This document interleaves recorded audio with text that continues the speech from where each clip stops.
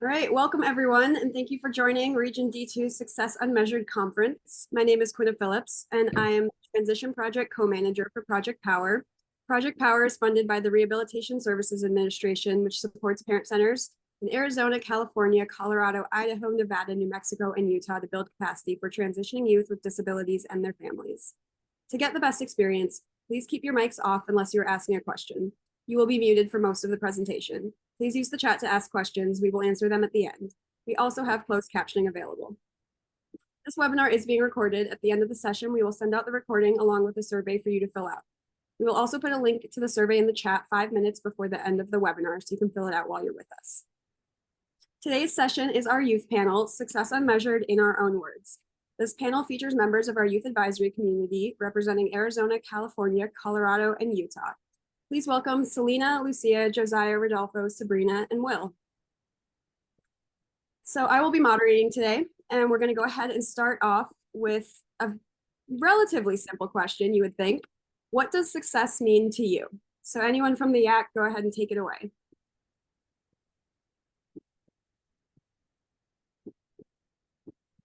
Success means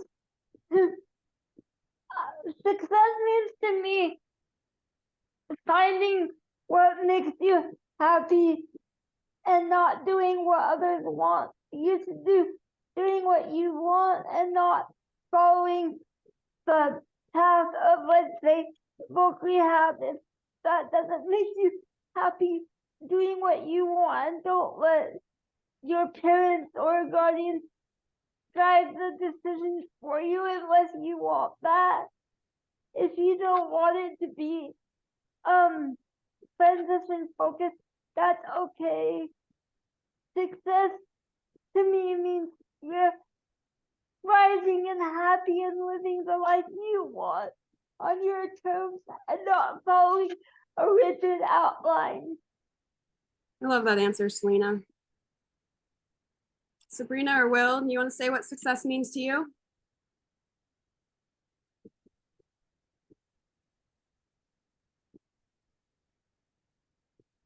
I mean, for me, it get me following your own path. Not paying attention to what other people are doing. Definitely.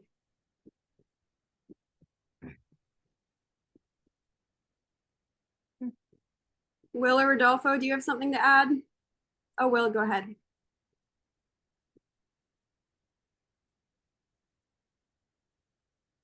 For me, like, it means like living in like community and stuff like that. Living in community, that's great. Lucia, do you want a shot to answer before we go to the next one? Or Rodolfo? Success means to me the ability to like choose my own path and like the goals I want to accomplish with my life so that I can get my desired outcome, which probably would be happiness, but I love that. Happiness is a good answer. Rodolfo, do you have anything to add? For me, success, I mean, as in my opinion, for me, it would be just like not any little thing that you have, like a little goal. It would just not like a little goal, but like kind of like somewhat major, like a big goal that you can accomplish and that do get accomplished, and like are happy about like the results. So that's how I would define success. I love that you all shared something about, creating your own goals that make you happy and achieving them. It's really important. All right, let's go ahead and move on to our next question. How have you advocated for yourself and the path that you want to take in life?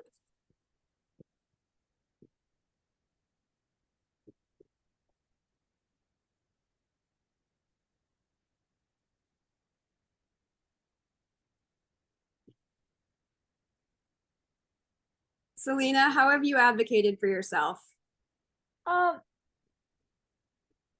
So high school was really hard and they wanted me to follow the rigid plan of transition, planning and writing UTA, which was not applicable to me. So unfortunately, I was not successful in advocating for myself when I was in high school. But once I got out of high school, I make my own decisions and I don't let anybody else make the decision for me. And if they disagree, I try to ask them why and come to a conflict resolution. But ultimately, it's my decision because I'm my own person and it's my life. And yeah, I would say it's been a rocky journey and I'm still learning, but that's so far what I have done to advocate for myself. That's great. And it's so important to acknowledge, how far you guys have all come with your self-advocacy journeys. Well, not just you, all of us, from childhood to adulthood, we're all learning. What about you, Rodolfo? How have you advocated for yourself and the path you want to take in life? For me, I wouldn't even know what age I would say that I started advocating for myself, but um, it's been like what I would say like around 16 I started like advocating for myself, and I would like just give my opinion on how I am doing myself in school, and then to my doctors I would tell them how I feel, what would be working for me, what wouldn't work for me, and just all of that as well. And I just started as well. Now that I'm getting older, I've started learning more to advocate for myself, and I've learned from others on how they advocate for themselves and just what works for me and what doesn't work for me. Of course, like I say, and yeah. Awesome. Thank you for sharing. What about you, Lucia? How do you advocate for yourself? Or how have you? I mean, I took more of a traditional path after high school. I went to college, which where I'm currently at. But in the past, a lot of people didn't really think I'd be able to read very well or write very well, or like even like do math or like histories and stuff like that. And I had to tell them they're wrong and also prove to them, because they didn't believe me, obviously, that they were wrong and that I could in fact do all of these things and be successful in what I wanted to do. And yeah. Yeah, thank you for sharing. Will, Sabrina, do one of you want to go next?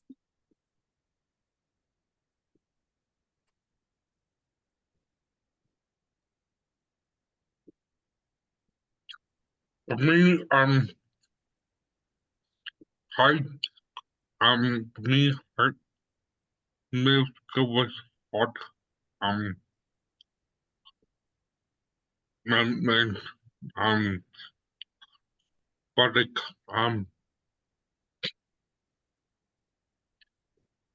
I, no,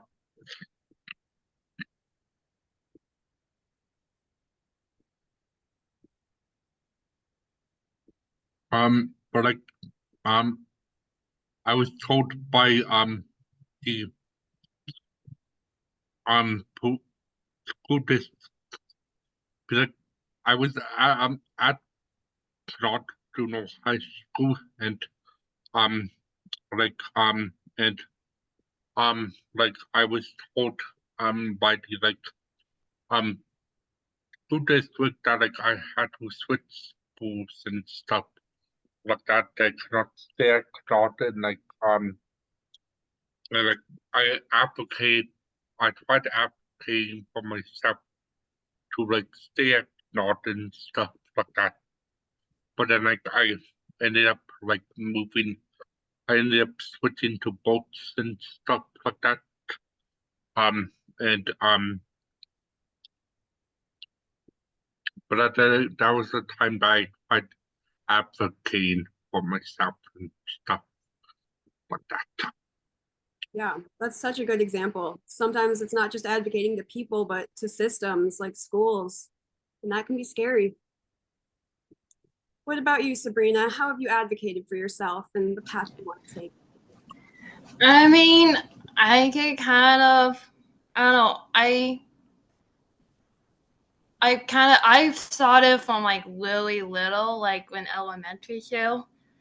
I thought it mainly started because of there was this boy that was making fun of me.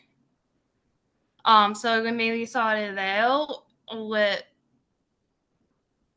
I kind of had a boo like I don't know, we didn't know if I could talk very well, or if I could read, or even I mean, I'm not wonderful in math. I even tried to do that, or history, or whatever, and it kind of was proving that even though I will be able to, Beckley, because I was like talking about maybe like me not being able to, that it might be get sign language, and it get proving to them that I can talk clearly now, and I can do stuff on my own. I don't need that much support. Like I can do stuff on my own, and knowing that I can do it. And of course, if I have issue with, I talk to people and about it, but I advocated for that, and also, that go full look to it. If I have something a bottom with a coworker, I'm gonna tell my boss about it, and can kind of advocate with him. Cause I know like there've been a couple like no, was it coworker that was kind of I would say not real, trying to fuck with me when clearly he 18 and I have a boyfriend and stuff. I kind of had to advocate to my boss, hey, this is what happened, because he wasn't fiddly touching me, but he was giving me real sign like I know he wanted to foot, like he was trying to foot with me and stuff. And so I had to be able to advocate to him and tell him what was going on to really get him to understand like this is not okay. I need my workplace needs to be a safe place. And so I had to advocate with him about it, and kind of, of course, try to figure out that he would always say, if it get worse, to come tell him right away, but not to that point of testing, but letting him know so that he aware of the situation and know that if it start to get worse, like he is fiddly trying to test me, that when I can actually talk to him. And so advocating to that, but also knowing like, okay, I can only talk to my boss if I need to, and let him know. And so and even in high school, I always advocated. I was the one that will always advocate for my own self, where I was say what I needed and what I don't need, and that I don't always need somebody on me 24/7, because I can do a lot of it on my own. I was able to, and now I'm living by myself. That's awesome. I think you brought up two really important points there that we hadn't really touched on. The fact that self-advocacy isn't just limited to people with disabilities, it's for every aspect of our lives. Your workplace, your home life, all of it, your friends. And also that it's still self-advocacy if you're leaning on your support system, if you're talking to your boss to support you in your advocacy. So thank you so much for sharing that, Sabrina. All right, so next question. I'm going to go ahead and pick on Rodolfo to start this one. What have been the biggest barriers you've faced or supports you've received when trying to determine your own path? Ooh, that's a good one. So like obstacles, choosing my own path. I mean, of course, there would be like, I guess you can, well, yeah, you can call them like haters along the way. Like I had mentioned the one time, excuse me. Oh, when I was applying for, I believe it was FAFSA, the one who was helping me, like at the end, they were, I guess they had, no, yeah, they had sent they have said a comment, and I know someone from the colored people I went to, and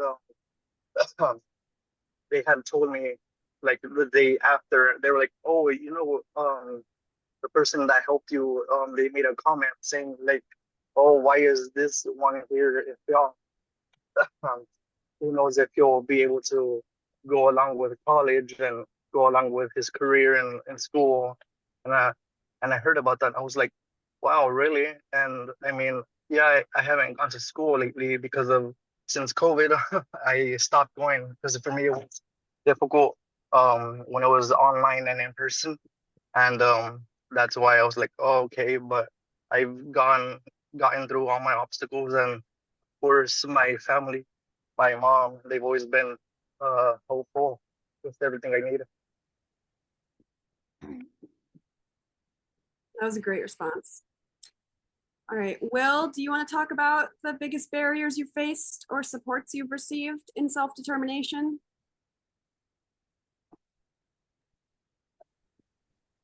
For some problems that I faced is for like when I was in college, I had a hearing problem, and so I would get angry, and I would like hit people, and I would like um um be mean and stuff like that, and try and up like in like at one point they have a three strike they have a three strike um limit to like how many times they were punished and stuff like that.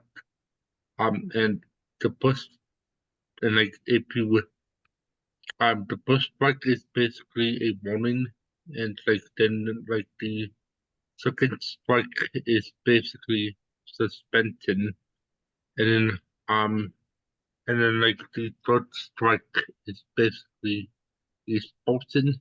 I I I ended up like um in one of the students in one of my other classes, and I was given a warning, and like I ended up in my job coach when I was on the job once, and I ended up getting suspended. And so then and so that was some problems I faced like while I was in college and stuff. Thank you for sharing that story, Will. You're looking at going back to college right now, aren't you? As I am looking back, I'm looking to going back to college and stuff like that. That's awesome. Do you feel better prepared now that you know what kind of environment you need? Yeah, I'm just not going back. I'm not going back to frontline stuff because after I ended up paying my job coach, he ended up becoming the new director of disability services at frontline, so I'm not going back to frontline stuff. Gotcha. Yeah, it's so important to acknowledge when an environment isn't right for us. It can be really hard to even know sometimes. What about you, Sabrina? What are the biggest barriers you've faced or supports you've had with self-determination? Oh, I don't know. I mean, I've had a lot of support, but I guess the biggest paleo is, well, I guess it would be really elementary, because I didn't really understand my needs. I didn't really get what type of disability. And I don't know, I guess I also didn't feel as supportive in elementary too. And I mean, there would be time where I would stand up, but like kids would not always be the nicest. And so I kind of really had a lone way of, okay, even if a kid is not nice, that it probably because they have something going on, or they are jealous or whatever reason it is, that maybe not always supposed to know, and not me, it get them, and really having that support to really get, okay, I can understand mine and know what I need, but if people are acting out, it's because there's something going on with them that is not related to me, and get kind of having that understanding that maybe it's what they're going through, and they'll get lasting out on me. Such a mature mindset. I applaud that. Sabrina, I want to put you on the spot again, because I know we had a little bit of a conversation that actually led to the idea behind Success Unmeasured, about some of the systems at your college that you faced that were not great for you. If you want to talk about that. Yeah, so I would have some teacher that was in the creatives, that they kind of more was, oh, you can't do this. It was more of, I don't know, it was easy work, so it was more like little kid work. It was more baby work in a way, that it wanted them treating us like an adult who can do more than that. And in a way, when it like higher, it wanted that they were trying to push us to have a higher education. And that part of that was the environment I went in, but also the college that was not the best. Like, there was some teachers that were nice, but there were a lot that wouldn't, and they didn't. It was an environment that they didn't push us to do the best. But then it will also the environment of the dome room when in the creatives, because we were all living in the dome room, and there was some issue that went in there that we had, that our domified were like a mother den, wasn't really helpful, and she didn't really heal, like really listen. And I think that what part of it is, when you have somebody like that, is it doesn't really help with the college himself, because of the fact that she wouldn't really listen in the first place. And I would have a lot of roommate issue, and she wouldn't really listening what was really going on, and it started getting me more stressed out, because I didn't get that needs that I needed from other people. I didn't get a higher education, but I also did not get a good college. I made good friends from college, but I didn't really get a good college experience because of that. I got a lot of stress out a lot of the time, because I didn't get that way well. Okay, I made good friends, but I didn't have the college experience, I didn't have that higher education. I didn't have people that were really listening to what I needed, and that there was an issue, but you're not listening to what actually going on. Yeah. Thank you so much for sharing that, Sabrina. It's so frustrating to advocate for yourself and not be listened to. All right, I think, Lucia, I don't think I've called on you for this question yet. The biggest barriers you've faced or supports you've received when determining your own path. And you're at college right now, freshly, if you want to talk about that too. I'd say for like supports, like in determining my own path, it was probably mostly for me space. Like, I feel a lot of people want to help you along the way. Like, they want to give you advice, and they want you to like tell you how to do things, and like, oh, you should pursue this, like, or this, and they offer you all of these options, and a lot of it, that's like great. Like, I'm not talking down to that, and it's definitely helpful, but like at some point you need space to like think and like attempt to like try to make up your own mind about what you want to do, because I feel like unless you know why you're doing something, it's not meaningful. So like if I were to went to college and I didn't know why I was going to college, or like what purpose I decided that this was the path I wanted to take, it would necessarily be as meaningful as it is for me to like be here and be like, I chose to try to come here and I got here, and that's meaningful to me because this is the path I've chosen. So a lot of people gave me space along the way. And I guess as for barriers, maybe over encroaching, people telling me what to do, it kind of boxes you in, or like not believing in the path that you've set for yourself. Like you're not going to be able to achieve your goal here. Like you're not going to be able to get there, instead of just being like, hey, you can try it. Like I'm here if you fail, I'm here if you succeed. Like that's like the support I would have wanted. It's just like, go and try to live your life, and when you fail or when you succeed, I'm here and I'm going to be your support and I'm going to cheer you on. That's really what I like appreciate from people doing. I really love that phrasing. Go live your life, and we're here for the aftermath. Yeah, so Selena, I think that leaves you. What are the biggest barriers you've faced or supports you've received with self-determination? So I feel like throughout my whole life, theme of barriers as far as like relating to like not making my life enjoyable and just miserable. People have only chosen to see my quirks as behavior problems, and they said to me in front of my face that I use my autism as an scapegoat, and it's just like an excuse for me to get out of things. And I just want to say, like,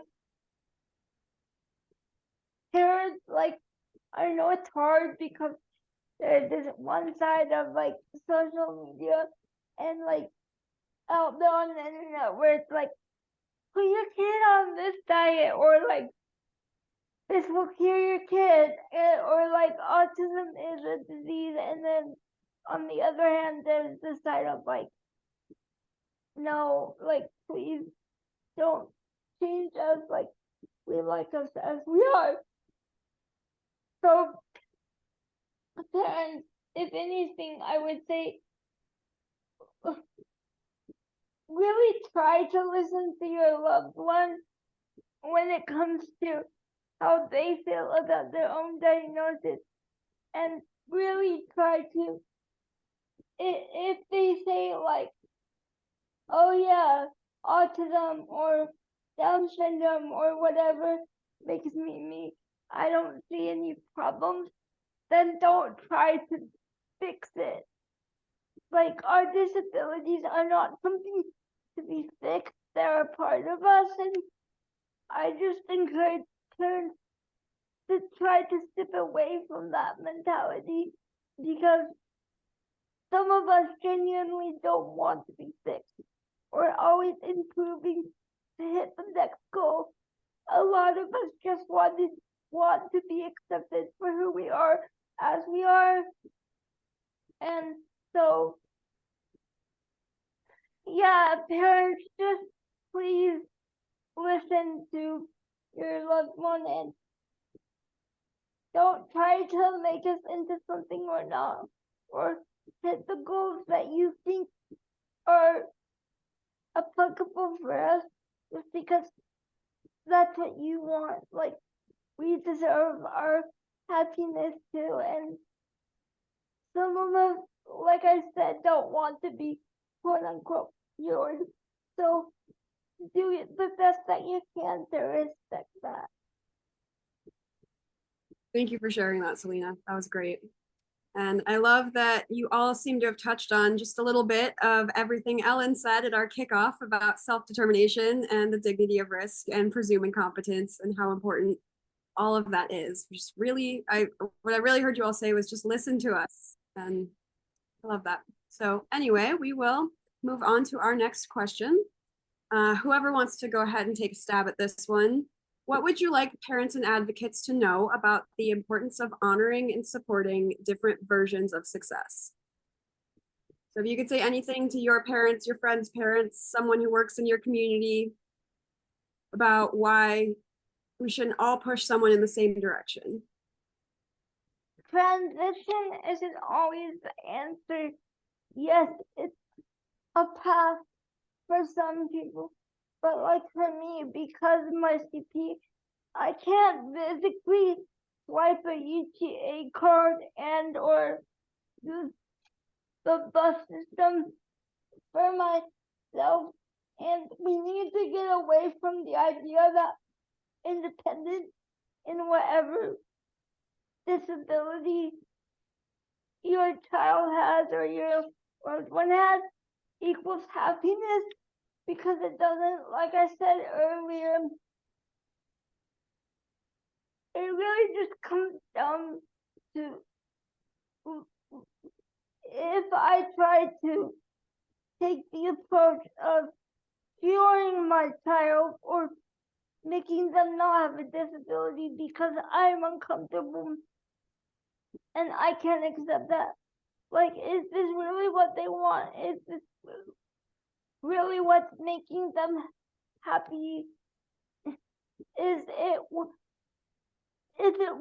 the battle to continue your battles? Like, I know a lot of parents want their child to be cured from the disability because parents believe that if they are cured, then they will have a better chance at life, and I get that.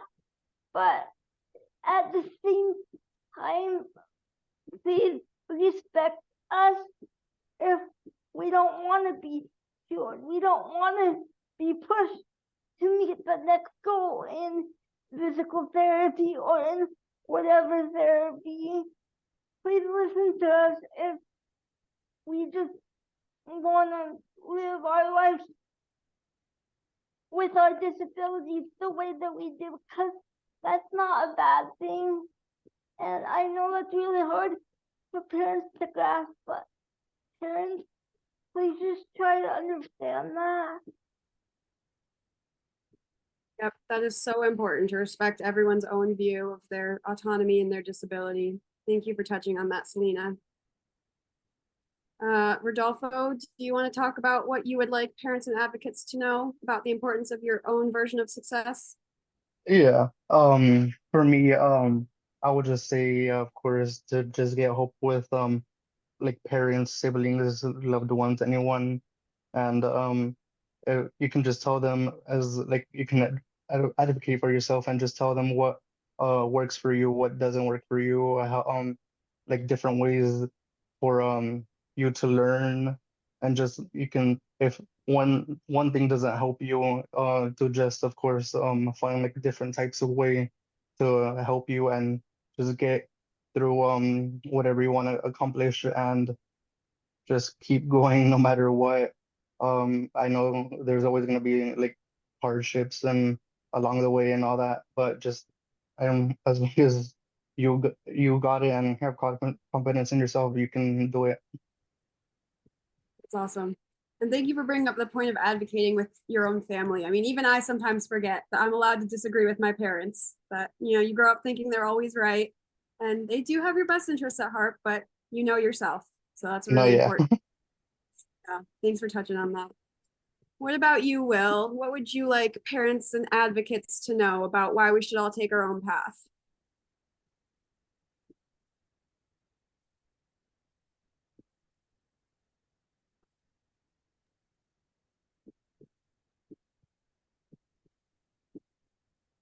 Be- Because it's good and like and um to like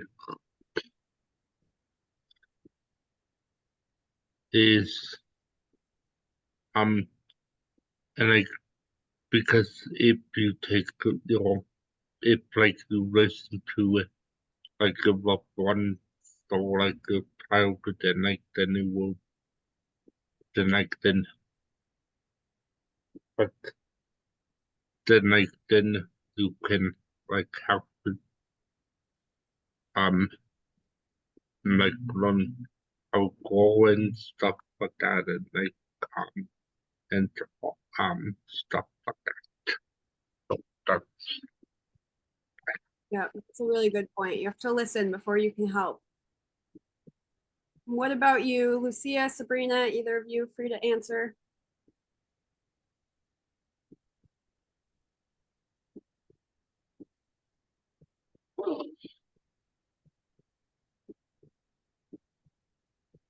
Feel like a lot of people, well, at least the common message that I got is there's only like one right way for success. But like, it's kind of very contradictory because we're all like very, very different individuals, like even just generally, and we're not all going to be happy with the same things, right?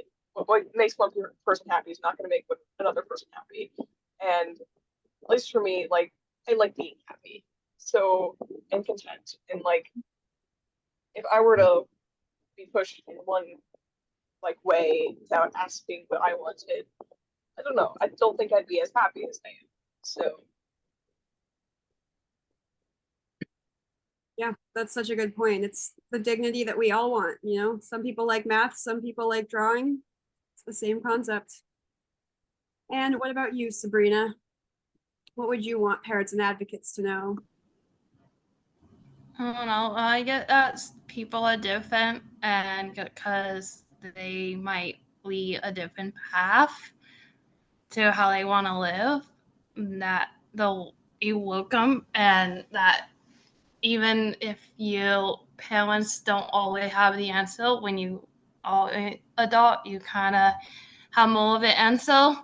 Luckily, I mean, sometimes I know parents have answer. Oh, you take advice on, if you're having trouble in a relationship or debate on who you're dating or with marriage that they don't always understand, but you know the best. If you want to get married, go ahead and get married. Like, you know the best for yourself. And you parents shouldn't have that.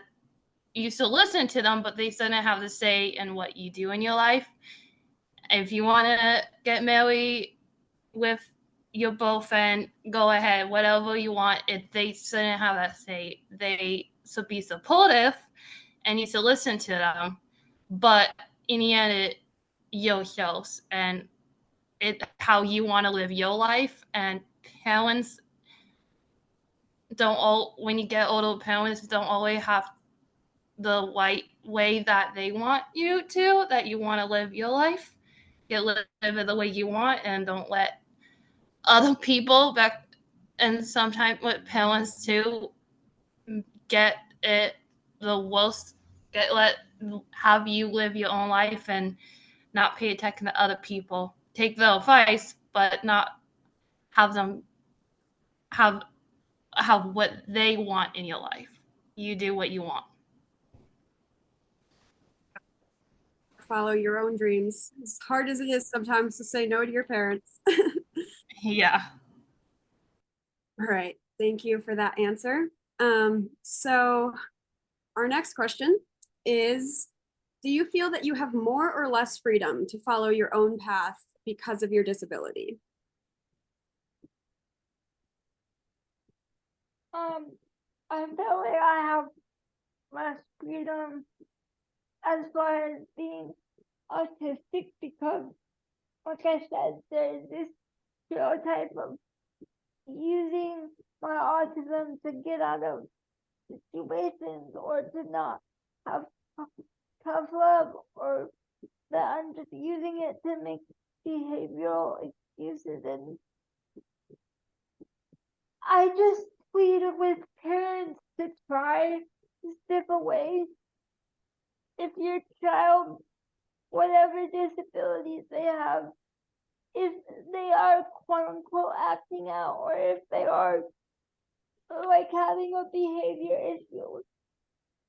It's not because they want to, it's because they're having a hard time and they're overwhelmed and they don't know where to start. I've always loved this quote from Caitlin. Caitlin from Love on the Spectrum. She said, people with autism are not giving you a hard time, they're having a hard time. And I think that applies to whatever disability your loved one may have. It's not because we're purposely trying to make things complicated or have you have bad special needs days as parents that speak. It really is just because we are overwhelmed and we don't know where to start or what, or like even what upset us and we don't know how to work through that. But it's never because we're giving you a hard time on purpose. It's always because we're having a hard time. So I just encourage parents to remember that. Yeah, that's a really good perspective to keep in mind because everyone involved in these scenarios, we know they want the best outcomes for everyone that we're all here to support, but definitely tensions can run high and it can get tricky. All right, what about you, Rodolfo? Do you feel you have more or less freedom to follow your own path because of your disability? Me, I feel like I do have not more freedom or less, but I do feel like I have like the good amount of freedom for what I have as my benefit in hydrocephalus, my disability. I feel like that. No, yeah, I do have the freedom for just going on my own path and following my own path. Um, as in, of course, like school wise and just job wise and even in general, but as well, the people that I know and family, of course, my parents, they've always just told me, yeah, we'll support you with what you want. Just of course be aware and be just be smart with what you do and oh if you have any problems, of course, just reach out and ask for help. But for me, I, yeah, I do feel like I have like the good amount of freedom for following my own path and in like life as well with my disability. That's awesome. Lucia, what about you?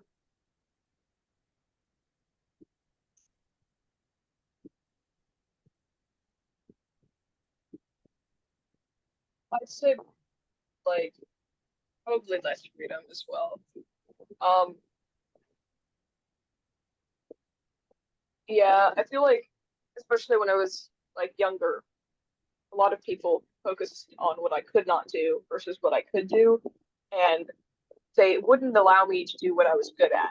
They would be like, okay, maybe you're good at math, but we should really focus on the fact that you can't read. So they like completely eliminated that path for me and that choice for me. They took it out of my hands and just said that like I wasn't worthy of choosing my own path. Like I couldn't pursue my interests. And I mean, even as I get older, it's like I still have that a little bit ingrained, but like people always say, okay, do what you're good at now, which is kind of the reverse. But now it's like limiting in the opposite ways. Like, oh, you shouldn't do something you're bad at just because you're bad, like you're bad at it, and you're gonna have to like struggle. And I'm like, but if it's something I want to do, why shouldn't I be able to do it? Right? Like it's interesting, or it's like yeah. So, and people I think also had more limited like perspectives on who I was, like who I could be. So they also limited my future in their own minds before they even like met me or talked to me. And yeah. Yeah, the preconceived notions when someone hears the word disability can be absolutely wild for sure.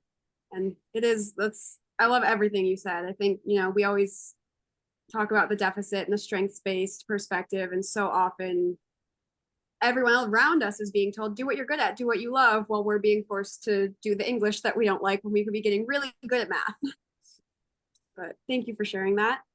Sabrina, what about you? Oh, I've always say I've always say I have more freedom because people allow me nowadays gotta get it. That I can heal my own breath, that I'm able to, and I'm real close. So going like if they'll something happen, but they have more freedom of I have more freedom of I can do what I want. That nothing really hold me back. And yeah, I have a learning disability, but at the same time, it doesn't hold me back from what I want to do. And I have more freedom to know what I want to do and actually do it. Then I think a lot of other people look at somebody with disability and don't think they do. And there's some people who would do that, but then also some people who look at a disability like I have that is I can still do what I do like a normal person. It may take a while, but I can still do it. And so that more freedom that I have with it. Awesome. Great. Will, do you feel like you have more or less freedom to follow your own path because of your disability? I feel like I have more because like I live downstairs in my own I'm in the basement at my house and like and like and stuff and I feel like I have more freedom then because of the fact that like I live downstairs and stuff like that and I am and like I um a- and I and I have and like I can do stuff on my own and stuff like that. So that I like I have more freedom and stuff like that. That's awesome. All right. Thank you all so much for your answers. It is 4:50, so I'm going to give a little bit of time if anyone has questions they want to throw in the chat or ask our panel. Feel free to do so now.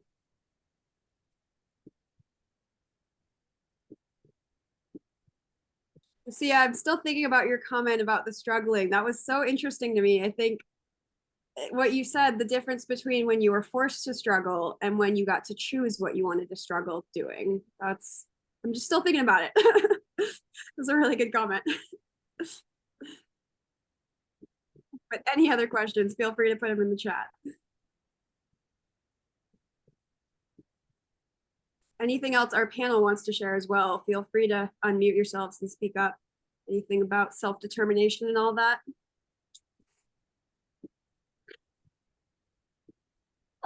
I just want to add one thing back to why parents and educators and guardians and loved ones should let us take our own path to success.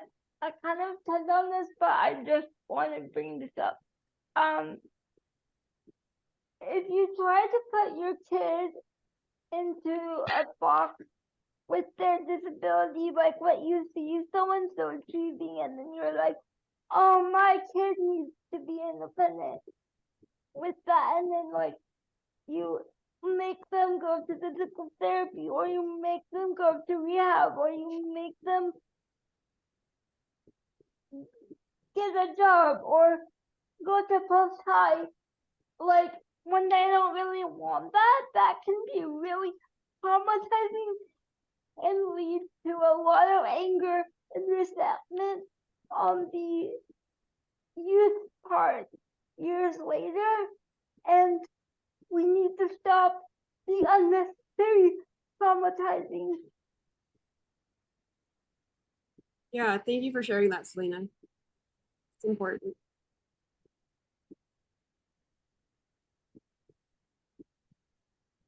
All right.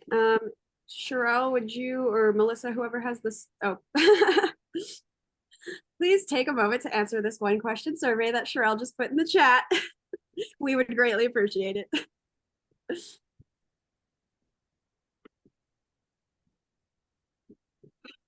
Yeah, thank you again to our panel. You guys shared some really great insights. It's always good to hear from different perspectives. I feel like there was a common thread of listen to us and support us. And we all appreciate our support systems, but we still want to have that self-determination and autonomy.